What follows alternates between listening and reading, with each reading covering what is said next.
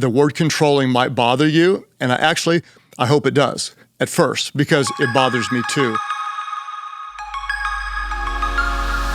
Hey, I'm excited to have you back for another episode of the Craig Groeschel Leadership Podcast. My goal is to help you become a better leader, because we know that everyone wins when the leader gets better. And I want to tell you, this is a bonus episode. If you're new to our community, we drop a new podcast on the first Thursday of each month.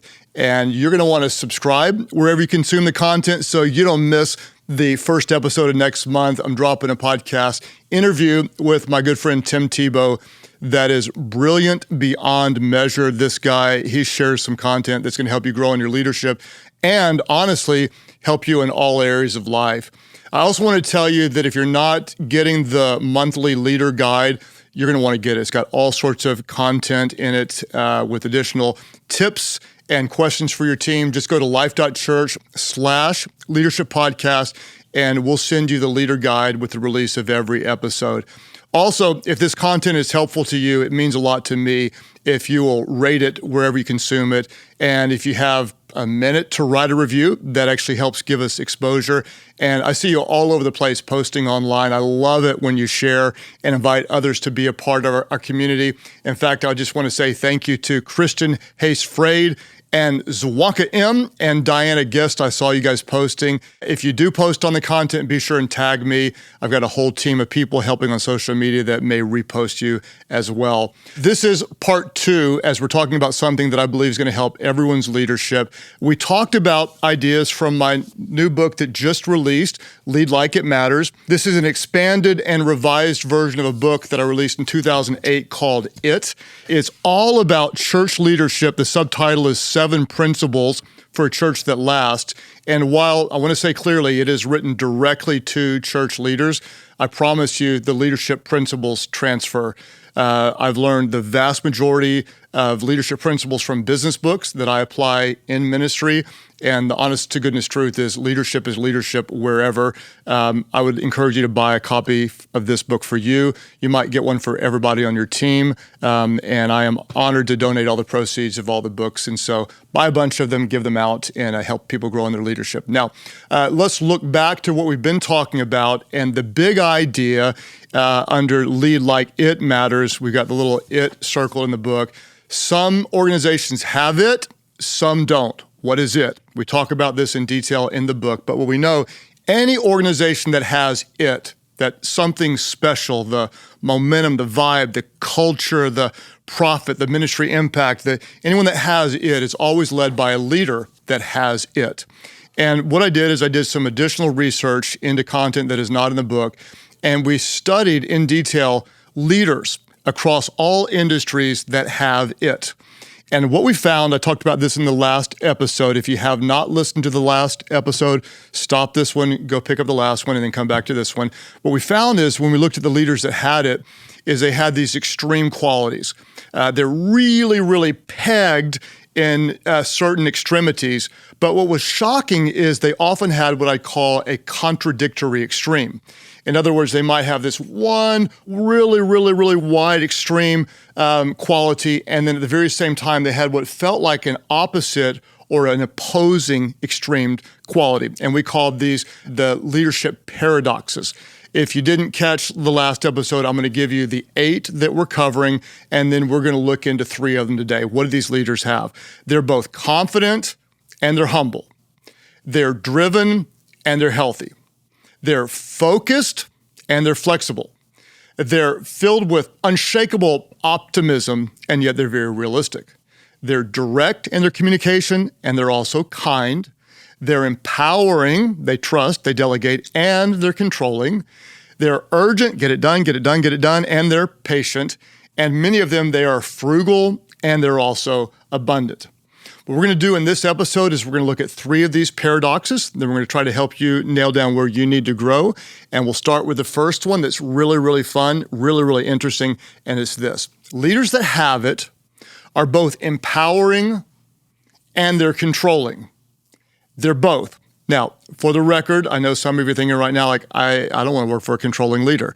The word controlling might bother you, and I hope it does at first because it bothers me too. And I want to show you why it's very, very accurate. The reason a controlling leader bothers you is because, honestly, many leaders are too controlling, and this is a problem. Why are leaders controlling? We're all controlling in some ways because we care so much. And because we care, we have high standards, and then we tend to think that other people can't do things as good as we can. This is a problem because when we control too much, we hold back our leaders. We keep them from growing. We keep them from owning the business or the ministry. We keep them from innovating, and then we limit our overall impact. What do we know? A controlling leader always becomes the lid to the organization. If you're over-controlling, you'll become the lid. Now, since most leaders are too controlling, let's start with talking about empowering. What do we know about a leader that has it? If you want to have it, you have to give it away. You have to empower others. Why? Because the bottom line is you have limitations. We all do. You have a limited number of ideas. You've got a limited number of areas of expertise. You've got limited time. You can only be at one place. You can only do so much. And that's why your potential isn't determined by what you do.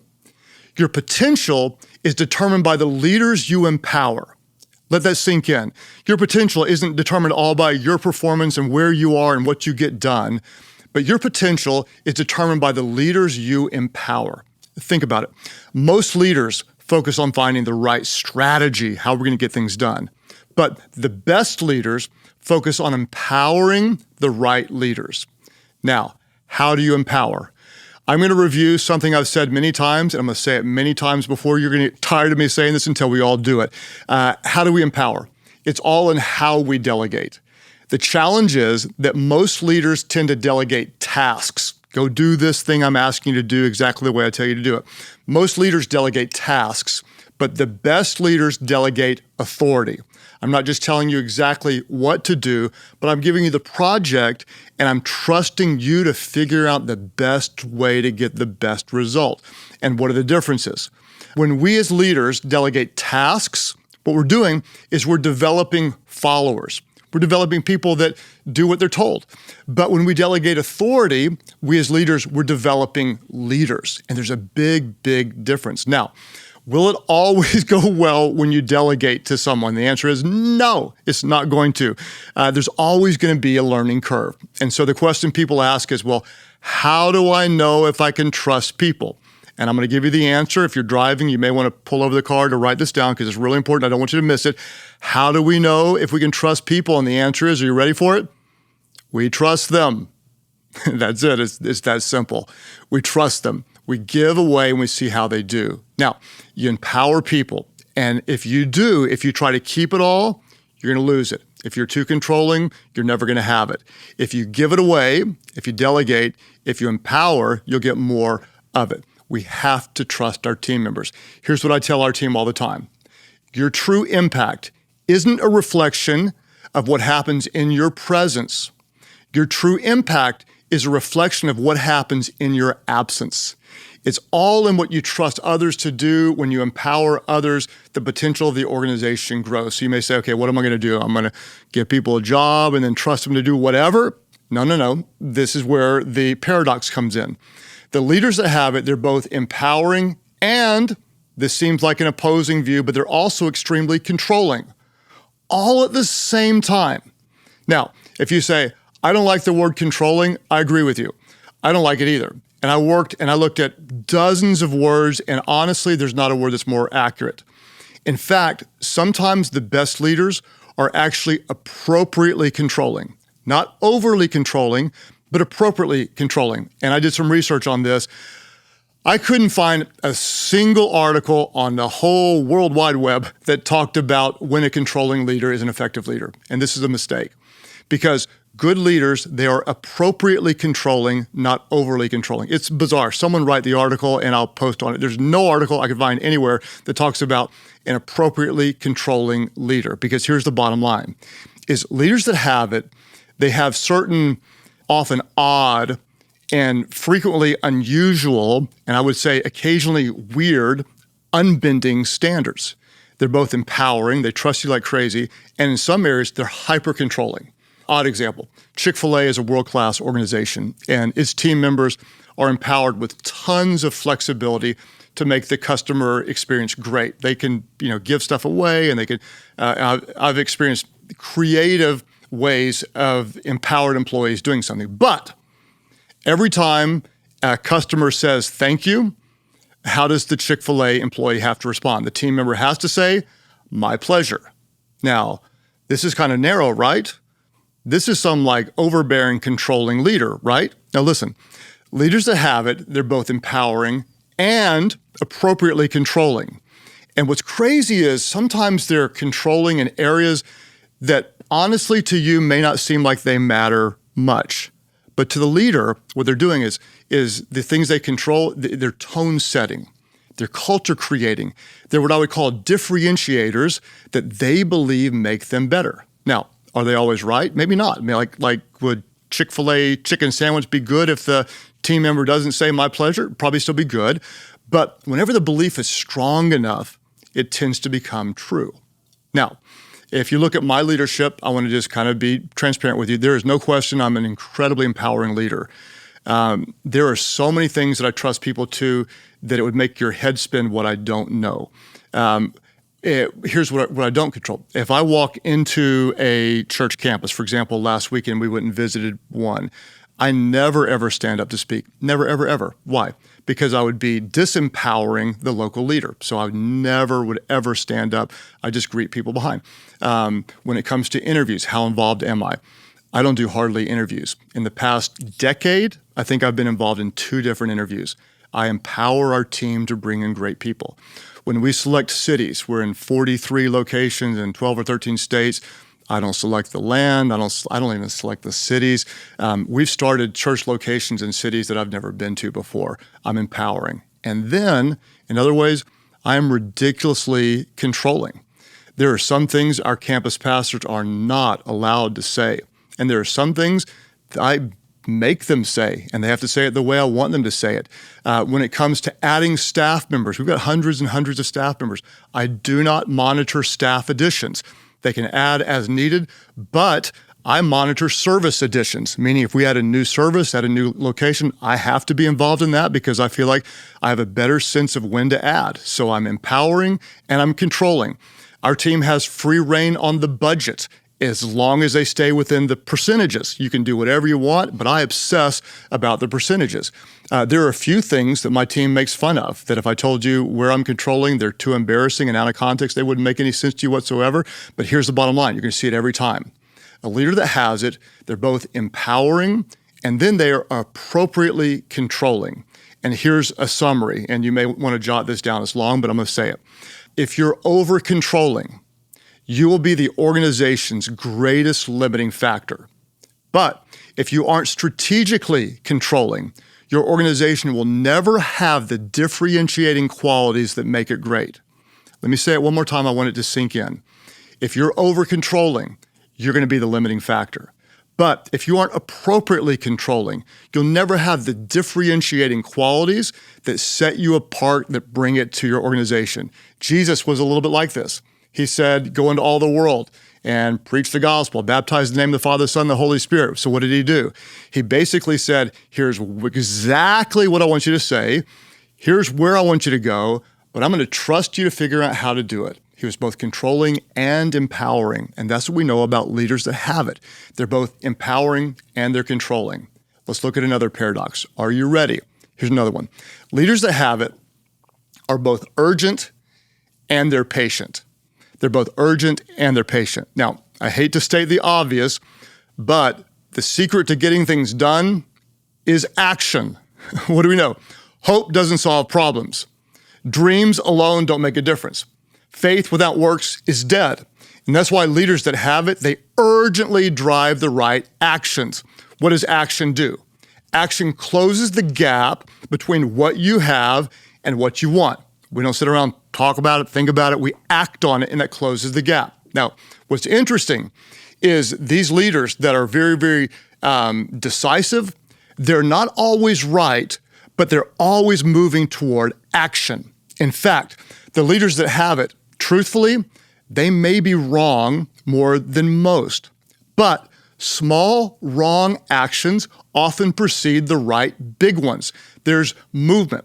And when they are wrong, they're wrong trying, they're wrong attempting, they're wrong dreaming, they're wrong implementing, they're not wrong doing nothing. And that's why I tell our team all the time, listen, we're going to make mistakes.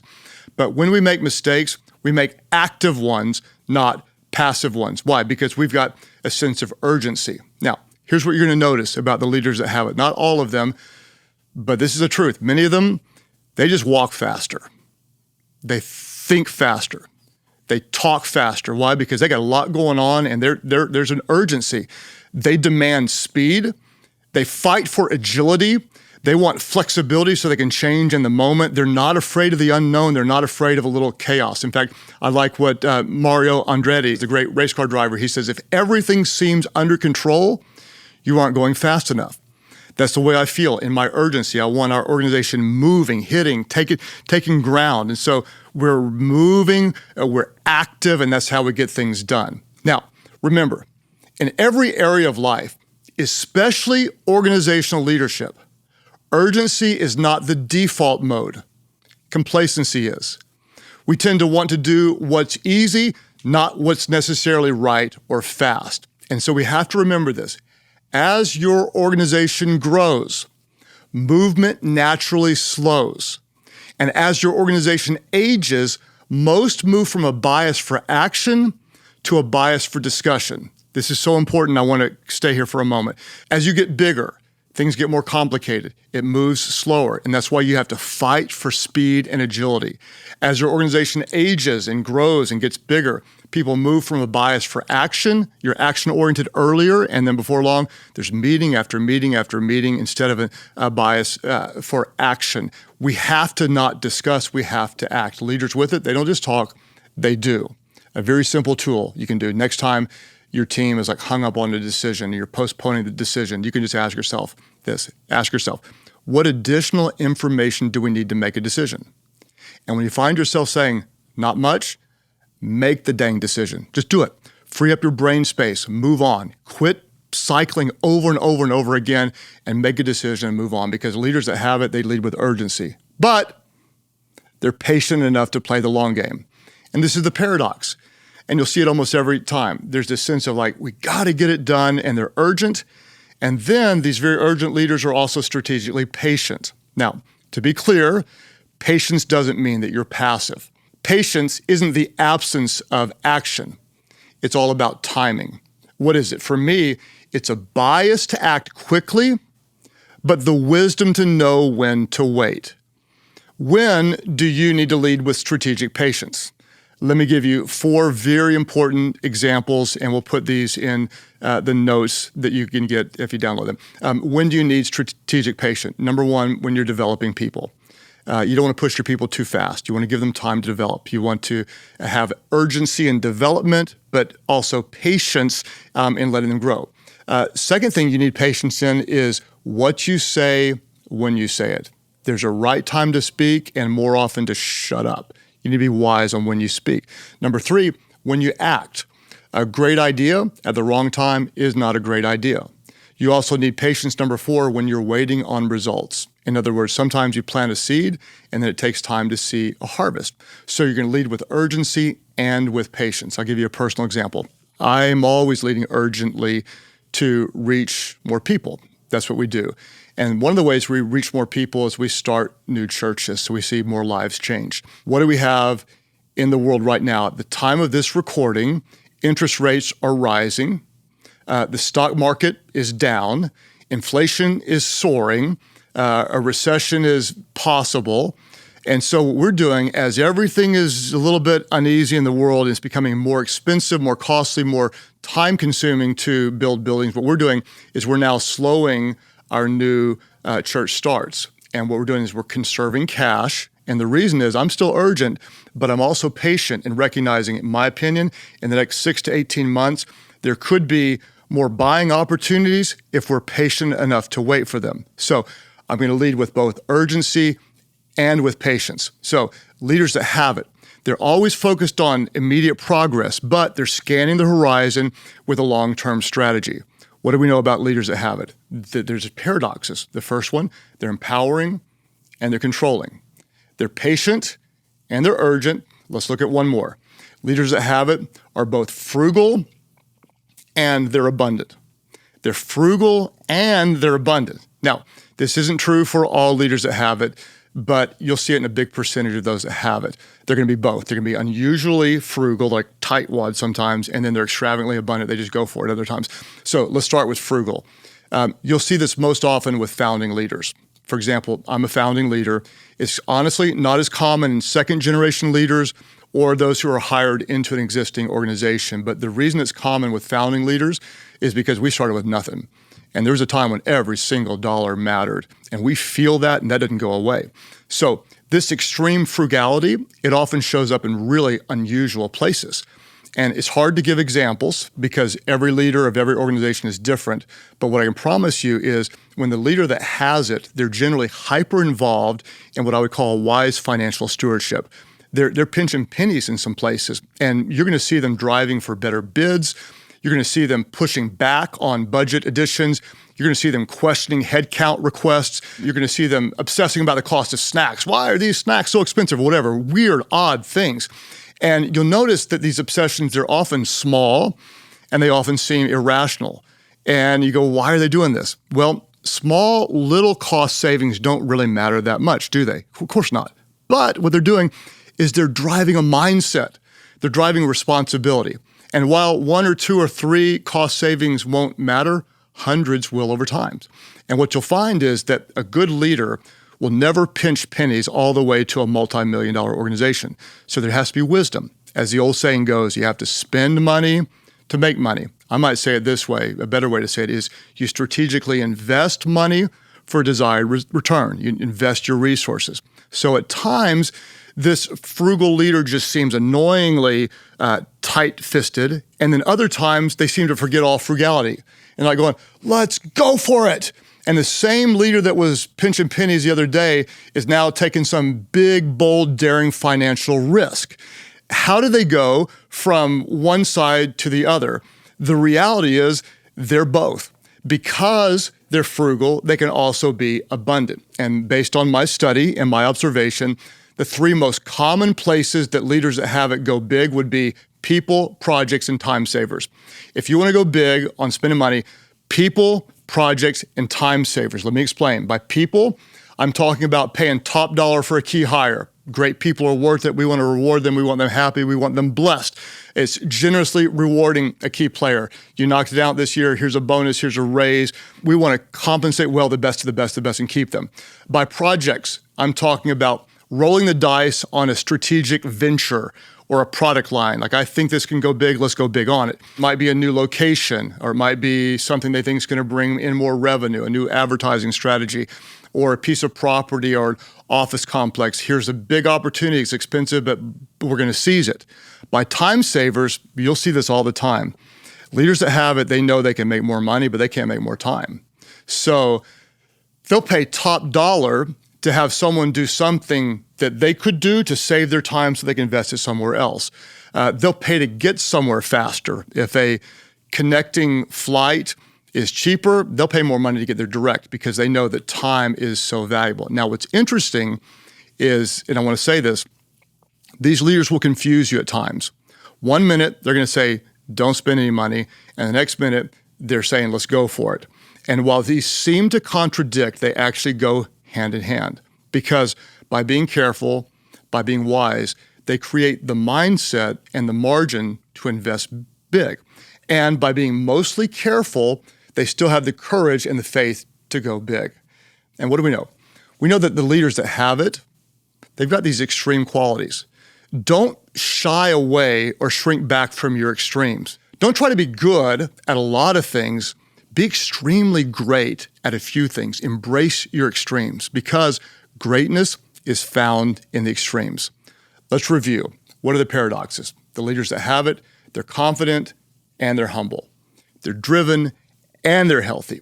They're focused and they're flexible. They're optimistic and they're realistic.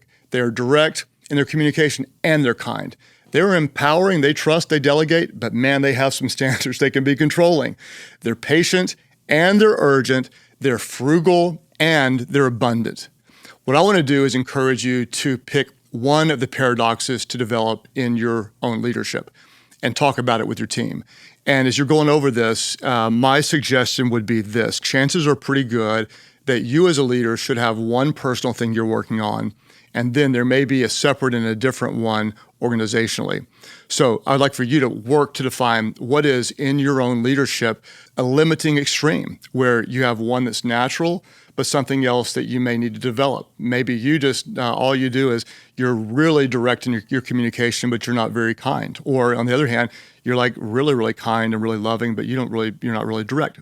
Pick the one that you need to grow in and define it, because you cannot do what you don't define. And you may pick one organizationally. Now, let me talk to you about the book. In my book, Lead Like It Matters, we look at 7 specific qualities that you find in an organization that has it.